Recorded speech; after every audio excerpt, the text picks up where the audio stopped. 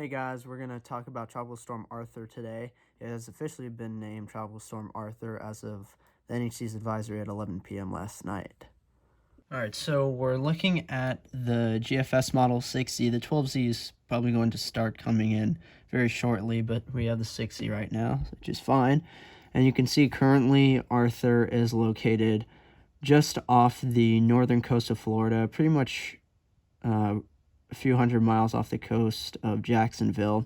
It's heading northeastward up towards North Carolina. And you can see it starts to try to intensify a bit as it's heading right into North Carolina and making landfall there over the Outer Banks. And then will start to curve more eastward out into the open Atlantic just south of coastal southern New England. So that is that's good news for us New Englanders. We don't have to really worry about this at all now, which is fantastic. We really have a much drier week in store than anticipated, because this bigger system that was supposed to be a much more powerful coastal storm seems to not really be that anymore, which is fantastic. So let's look at the winds for Arthur right now going into North Carolina. As it starts to approach North Carolina just to its south, and as it makes landfall, its wind field will increase to just about between 58 to 64 knots. And then as it starts to curve more eastward out into the open Atlantic, its winds will slowly start to maintain themselves and then start to weaken, and it'll dissipate after some time. So that's good. So North Carolina, especially the Outer Banks, really the Outer Banks will be mainly affected the most for North Carolina from this system. So the Outer Banks will expect winds, especially wind gusts. Sustained winds will probably be 25 to 30 miles per hour, gusts 35 plus. So 25 to 35 probably, actually 25 to 35 miles per hour sustained, and then 40 miles per hour gusting 40 miles per hour plus for the Outer Banks. So now let's look at the total rainfall for this system. So as it heads, actually, wait, what is total? Yeah. So total rainfall, it's really for the Outer Banks, so it looks like they'll be expecting 2, 3, 4 inches. Really, the most extreme parts of the Outer Banks will just experience up to 2 inches, and then the very eastern mainland part of North Carolina will be expecting 3, 4 inches. Maybe 3 to 4 inches on the Cape somewhere as well. So they'll get a decent amount of rain and wind from this system as it heads towards the Cape, and a little north of the Cape will continue to intensify a bit. I'm thinking its peak winds will be closer to 60 miles per hour sustained. It's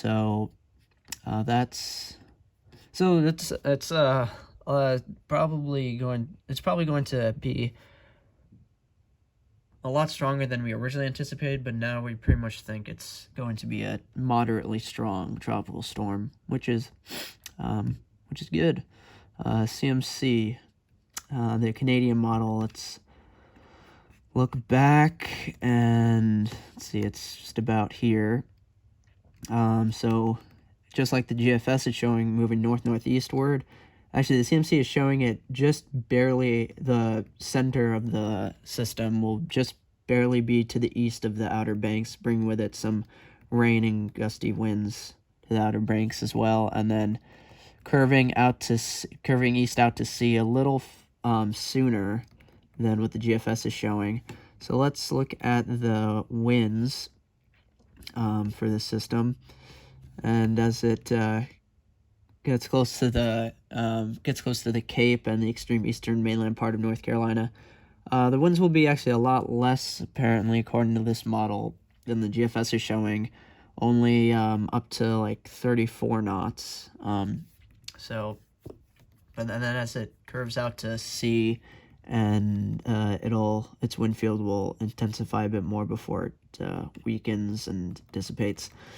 Probably at its peak, it'll be somewhere around 64 knots. So probably 65 miles per hour peak intensity according to the CMC.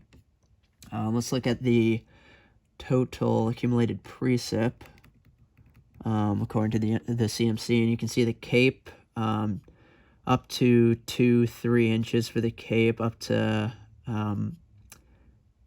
half an inch for the most eastern mainland part of North Carolina, just west of the Cape. So a good bit less rainfall predicted for the CMC model than the GFS. The Euro, we'll look at the Euro. Let's just look at it. That's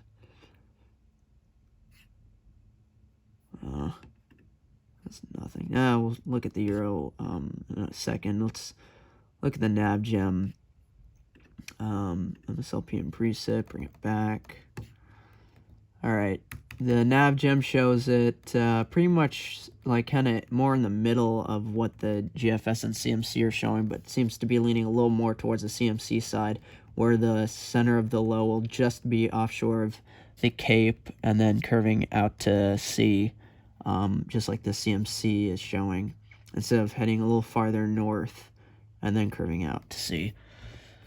So let's now look at the wind that it's predicting, and it's really not showing not really too much wind for the Cape.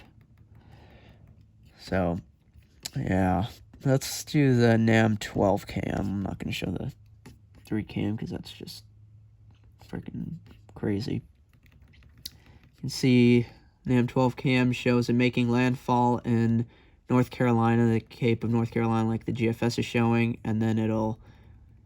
Actually, what's interesting is the NAM is showing it kind of doing a Sandy at the last second, kind of curving more out to sea a little bit, and then doing a left hook turn into New Jersey and affecting the coastal areas of New Jersey, New York City areas, which is insane. So, that's just probably not going to happen, though, anyway, because it's just really not forecast to happen, so don't have to really worry about that, but that's interesting. It's also interesting just that the models are still really disagreeing on the placement of where the system's going to go once it clears North Carolina. So, yeah, the NHC, its newest advisory for the 11 a.m. advisory came out, increased the winds to 45 miles per hour sustained.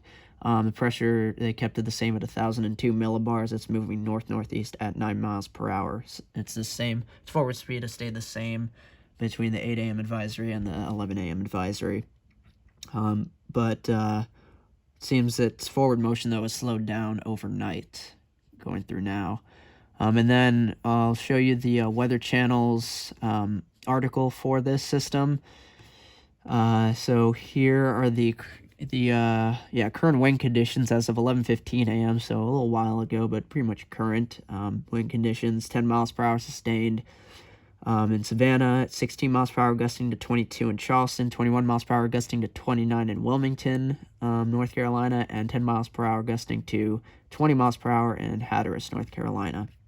And then they show the cone of their projected path. It's current statistics, 45 miles per hour, moving north-northeast at 9 miles per hour, just as you saw on the National Hurricane Center's website of its current update.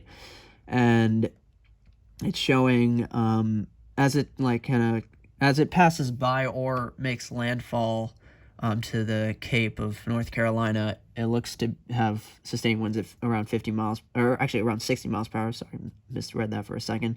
and it looks to maintain that as it starts to curve out to sea and then weaken as it gets farther out to sea and actually close to Bermuda. But by that point, it won't be anything really too concerning.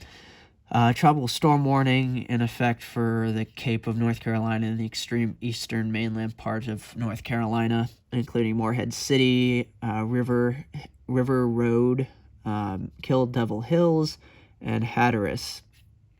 And then here's a map of just over the past, since 2015, all the named systems forming before the official start of hurricane season, which the official start is June 1st. And the majority of them have formed in May or even April, I believe. Was it April? That was, yeah, Arlene 2017 had formed in April, end of April. And then 2016 was the oddest, though, with Hurricane Alex forming in 2016 in January. And then here, Bonnie in 2016, closer to the East Coast. So that's really it on my update for today, guys, with Tropical Storm Arthur.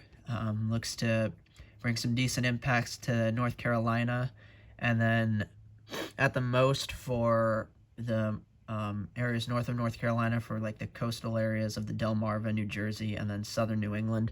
Probably at the very least will make it a little bit more windy. But the rain and just the storm itself will be moving just to the south of the coastal New England areas. So we're safe from it generally. Just we'll kick up higher winds, a little higher winds than usual.